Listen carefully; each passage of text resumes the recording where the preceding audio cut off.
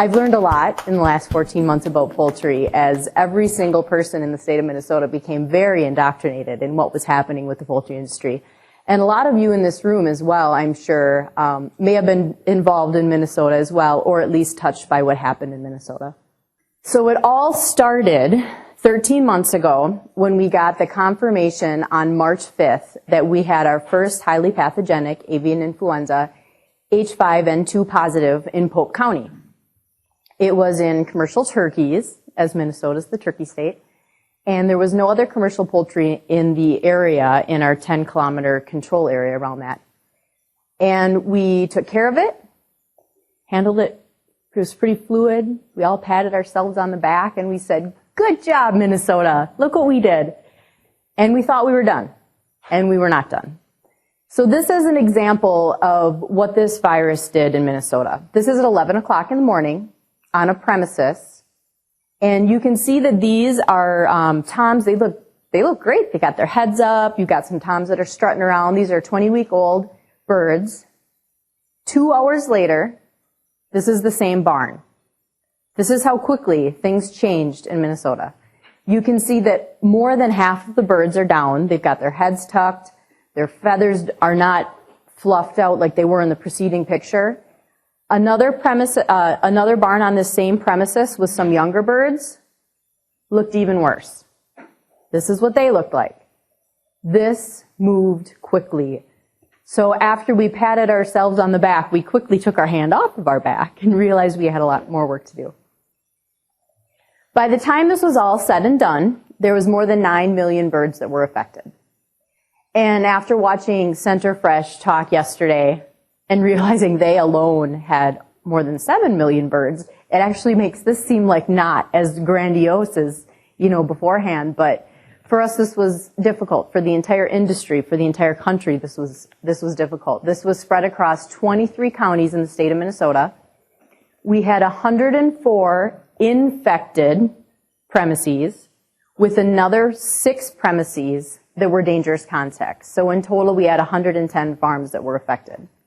To give you an idea, again, of the spread of this, we had more than 5,000 square miles within our control areas. And there was 1,900 premises within these areas. This is a bit of a breakdown, in case you're curious, of the commercial premises that lied within this area. A lot of them, 264 premises within our control area. And we quickly realized that in addition to combating this disease and figuring out a way to eradicate it as efficiently and quickly as we could, we knew that continuity of business was on the top of everyone's mind. As we all know as we do planning for disease, continuity of business was really vital. Because if we wouldn't have been able to continue business as usual for the unaffected premises, we would have had an even larger scale disaster on our hands. So we quickly stood up our permitting group, which would require permits for any birds, poultry products, eggs, anything to move in relation to a control area. So if it came in, if it went out, or if it moved within, nothing should have moved within a control area in the state of Minnesota without us knowing about it. And this was a huge piece of our traceability, is knowing that in the event we needed to trace something back, we would have our permitting group be able to document each and every movement that occurred within a control area in the state of Minnesota. And a lot of you received product from our control areas.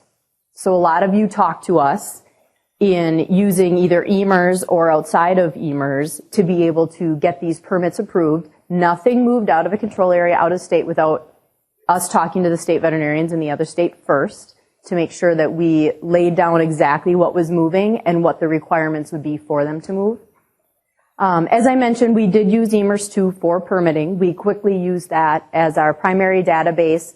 And in order to use EMERS2, everyone had to have a national identification number, a PIN, as a lot of you probably know.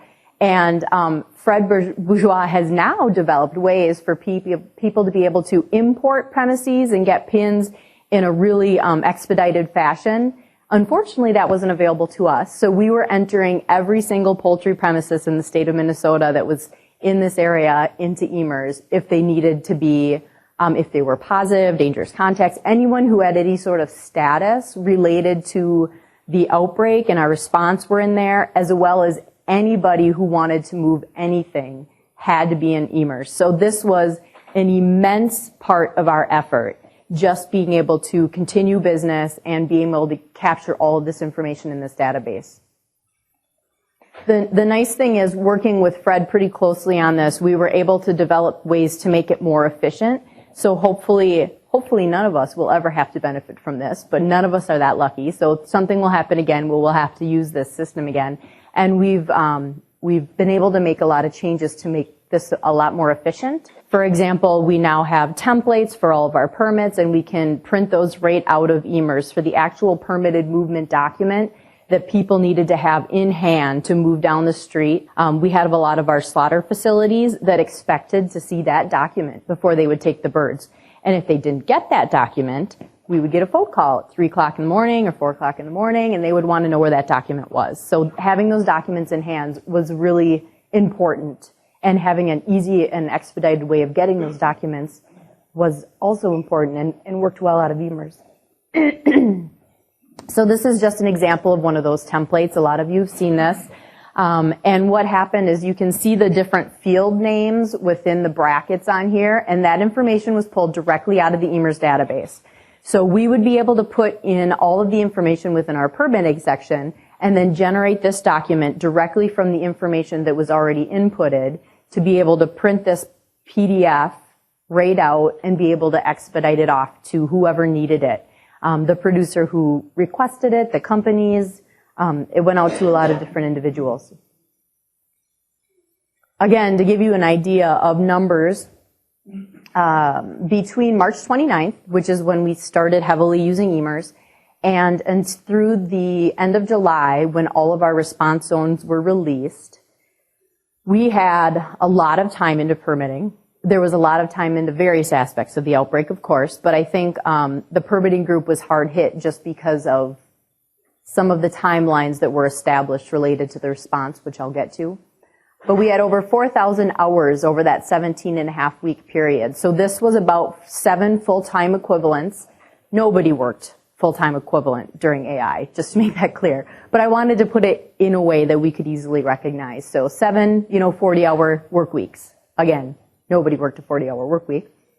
We had 931 permits and over 3,000 movements. Now, this excluded feed permitting and finished product permitting, so finished products coming out of slaughter plants. So if you took those off the table, which is the numbers right below, just looking at birds, semen, eggs, liquid egg, all of the poultry and poultry products, non-finished or not feed, we had over 3,000 movements that we tracked and could go back to within the EMERS database.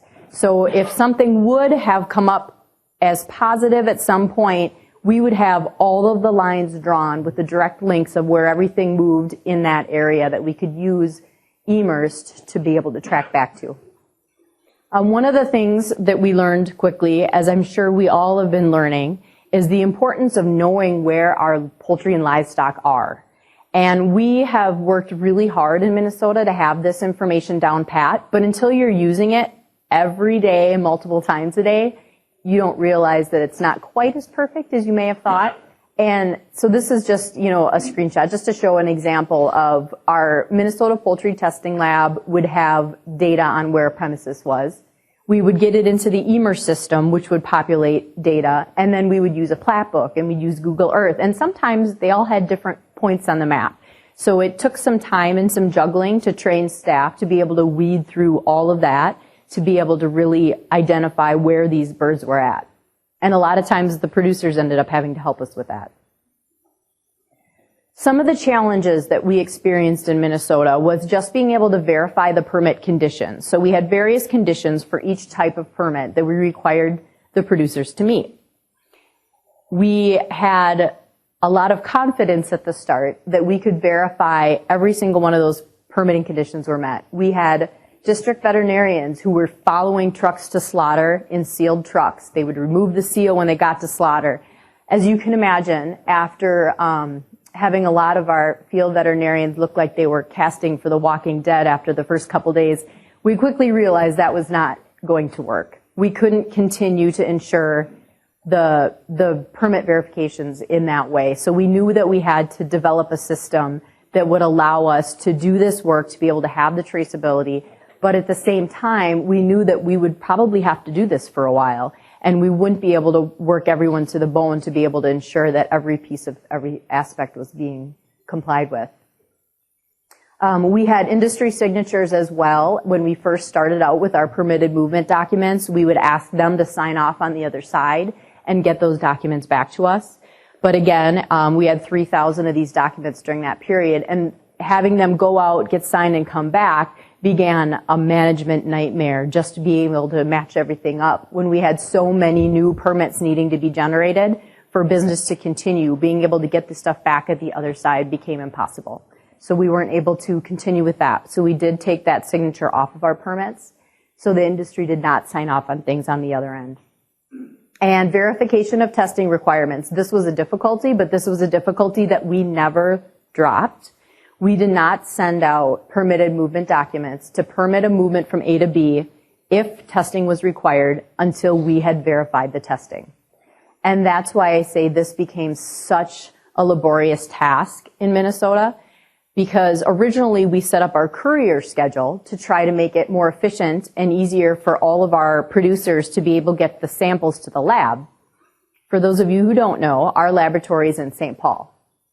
We don't have a lot of birds in St. Paul. So we set up these courier schedules in the heavily poultry concentrated areas where they could bring the samples to the courier would bring them into St. Paul, where everything would get set up and tested and then reported out. Well, originally, the mistake we made is we set up a courier schedule to be as efficient and effective as possible with what we thought the poultry industry would want. But unfortunately, we should have started at the other side. So that would be one recommendation I think we would make to anybody is figure out what time you need your test results at to be able to do continuity of business permitting, because that is the mark you should be going by, and set up your timelines backwards. So when we figured out that we were getting our test results at 11 p.m., midnight, 1 a.m., that is not something you can sustain in the long haul. Our PCR lab was being completely worn out, working around the clock. Our permitting staff was being worn out and working into the early hours of the morning only to get a few hours of sleep before starting again the next day. This wasn't something you can sustain again over the long, over several months. A couple of weeks, sure, but months and months and months, it became a real difficulty. So what we decided is that we needed to have test results by 5, 6 p.m. at night. Because when you're sitting in a truck with a load full of turkeys and you don't get your permitted movement document until 1 o'clock in the morning, that's not good for the industry either, because he's already got the birds in the truck. So if they had a positive test and they couldn't get their permitted movement document and the turkeys were already on the truck, that would make things really difficult. So we had to identify that, we had to understand that piece of the industry, that these animals are already ready to move by the time we're getting our test results. So we had to establish those timelines and work backward. And once we did that, that got a little bit easier, but unfortunately that didn't happen until the end of the outbreak. Some of the other solutions, we had dedicated inbox where we could funnel all of everything related to our response, dedicated telephone lines. We tried to streamline our permitting process. We used common workspaces as we all do in these sorts of things. And again, we had to establish these set timelines for getting our test results. Another thing that we did really quickly is develop this map. We had some information technology people at the state who really quickly put together this map, which was a huge lifesaver for a lot of different individuals involved in our response. This was updated sometimes as often as 3 or 4 times a day when things were really hopping, so that we could access this map and at any point we could see a premises and we could identify if it was in a control area, in a surveillance area, in an infected zone, whatever it was, we could identify that right on the map to be able to more quickly understand what their permitting requirements would be, or if a premises got missed, for example, with anything in particular related to the response. All of the information was here and accessible. Unfortunately, this map had a lot of limitations as well. We could only have about 10 people in the map at once. And when you have hundreds and hundreds and hundreds of people in a response, and you're sharing the map with 10 logins, it quickly became something that we had to limit certain users, I guess, because there were some people who needed access to this map to do their job, and there was others who would have made their job easier. But it was definitely difficult knowing that we could only have 10 people in there. Number one, as you've heard throughout NIAA here, I don't know how many times I've listened to the word biosecurity in the last 24 hours, but this was something I think we all know biosecurity is key and is critical. And we learned this front and center, just the importance of biosecurity. The importance of not only educating the industry, but reminding staff. When we had huge numbers of people converging in the state of Minnesota, we are so thankful for all those people, but it's also another group that you have to remind and train and indoctrinate into the importance of this. And of course everybody knew, but it was the question of reminding everyone, keeping that on the top of your minds when there's so much work to be done and you're working long hours and you're working 7 days a week. You can't get lazy. We all had to work really difficult to remember what the key pieces were and how to keep ensuring that we weren't spreading this disease. Some of the things that we found that didn't work, we had required the EPI questionnaires in order for the permitting, continuity of business permitting to start. That was kind of one of our keys. We wanted to make sure that they had that EPI questionnaire to start. But we quickly realized that the questions on the questionnaire didn't particularly lend us to not giving out a permit for movement within the control area. So we collected it, but we didn't necessarily feel that there was any key things that we could look at to all of a sudden tell someone that they couldn't move. The mortality logs were much more helpful. We also required mortality logs. And if there had spikes in mortality, we felt more confident we could use that to try to explain why we wouldn't want them to move. But when it came to just the EPI questionnaire, do you have wild birds on your property? Yes. Is that going to prevent you from moving your eggs? No. So there was a lot of questions we didn't particularly find useful when it came to the permitting piece. We also spent a lot of resources on some of the lower risk products, but this was, something we were making our way through this, and we weren't really sure what did or didn't need to be permitted, so we worked a lot with USDA to figure out some of these pieces. For example, the finished product. Luckily, the USDA group actually took on all of that permitting and all of that tracking in the EMERS database. So when it came to finished product out of the slaughter plants, we didn't have to do that data entry, so we could focus on what was happening real time with birds going to slaughter and eggs movement and liquid egg and et cetera down the way. We didn't have to focus on some of those pieces.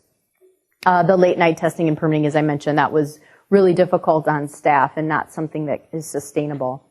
And also the limiting map access was a difficulty, though we had the map, so that was something, but it wasn't as accessible as we would have liked. So one of the solutions that we plan for next time around to be able to do better on this is the state of Minnesota has actually hired out a project to do a map with our information technology. And I do want to clarify this was something the state of Minnesota did. USDA is not funding this endeavor. And this map is going to completely refine how our response works next time around. One of the problems we had is that in the state of Minnesota, we have a lot of privacy rules which restrict us from being able to share livestock and poultry data, certain pieces of it. So what this map is going to allow is a passwords protected, a secure site where industry and other partners outside of the direct responders who sign a confidentiality agreement will be able to gain access to the same map the responders are using. Now, there are various layers to this map, and some of those individuals outside of the response won't be able to access all of the layers, but they will be able to work from the same map. So if one of the poultry companies wants to know who within their industry, within their sector is involved in this outbreak, they'll be able to gain that access through this map. So instead of drawing their own circles, they'll be able to use the circles we've drawn. So I think this is going to make any future response much easier. There's a ton of functionality that's been built into this map, as you can imagine. There's a lot of the Google Map features where you can zoom in and zoom out and toggle things on and off, and you can measure, you can change the base map from having the Google Map where you can see people's barns and ponds and all that kind of stuff to just a simple road map, all kinds of different things. And another piece that was something that the industry had requested was being able to export the data into a CSV file so that they could have it in hand to be able to more quickly look to see who needs a permit and all of that kind of information. So with, for example, Wilmer Poultry Company, how many of our people are within control areas? So they'll be able to export that information to be able to work with the producers involved to know who does or doesn't need a permit during the outbreak. This is an example of what the map looks like. It looks fairly similar to the other map, but the functionality is much more advanced. And as I mentioned, there is logons, usernames, passwords, all of that. But there's no limitation anymore to how many users we can have on here at one time. And so you can drill down to see the information on each individual premises. You can see when the information was last updated. So if someone was with their mobile device and had their map in hand as a responder, they would be able to very clearly see where their dot is on that map and whether or not the farm is in the right location. So if the dot for the premises is across the road and they're standing in the poultry barn, they can quickly change that information and get that back to the people who are managing EMERS during the response to be able to update that information.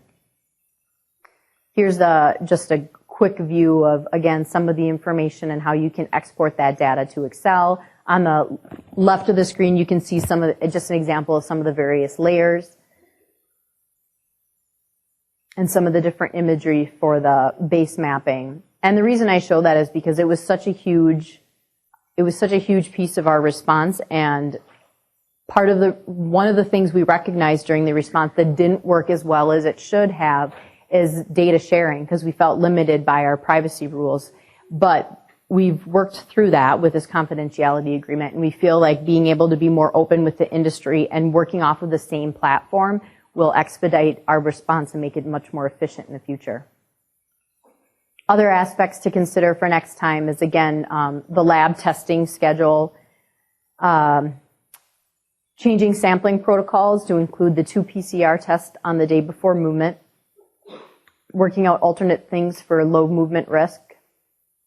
And we're also working on a site management plan for premises in the control area. And this site management plan will basically be something a monitored premises can comply with in order to sign off on that they are doing certain biosecurity things, certain aspects related to everything involved with the outbreak, including if they have a site management plan in place, perhaps that will allow the continuity of business permitting without so much of the verifications on the permit itself, because they would already have agreed to those things, so we can get some buy-in at the premises level to what they agree to do. So we have various pieces ready for the next go-around, as I'm sure every state in the country does as they prepare for what could happen. Nobody really knows at this point. Another important thing that we learned that I've heard mentioned multiple times as well is depopulation within 24 hours. So that's another thing that we're committed to doing, is ensuring that we can depopulate these animals as quickly as possible. So this is what Minnesota looked like a year ago. This is simulated data because, again, at the time we didn't have the ability to share this stuff publicly. So this is the same number of control areas and infected premises we had at that point 1 year ago today, which I just thought would be interesting to look at. And just a couple of weeks later, it was quite a different picture with how things had changed.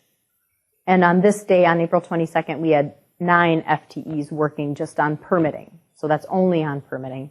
It'd be interesting to know how many hours were spent on the rest of the outbreak. But